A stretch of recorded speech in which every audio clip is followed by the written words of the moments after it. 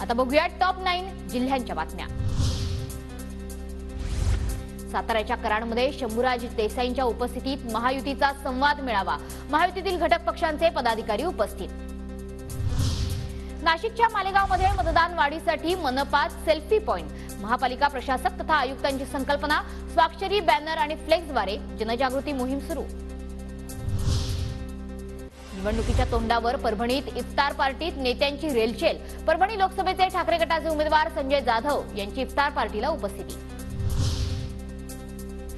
साताऱ्याच्या कोरेगावातील बैलगाडा शर्यतीत संभाजीनगरच्या लखन आणि अर्जुन या बैलजोडीला मिळाला दरबार केसरीचा किताब, तर पुण्याच्या राजा आणि सुंदर कॉकटेल बैलजोडीने पटकावला द्वितीय क्रमांक।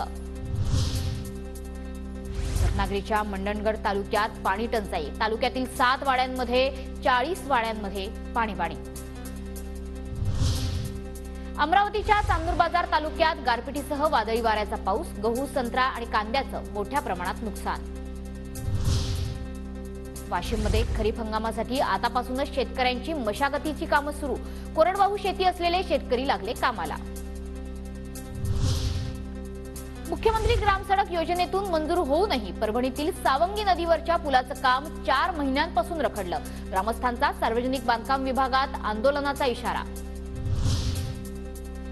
साताऱ्याच्या कराडमध्ये गुढीपाडव्याच्या मुहूर्तावर देवगड हापूस आंब्याची आवक। आंबा खरेदीसाठी नागरिकांची मोठी गर्दी।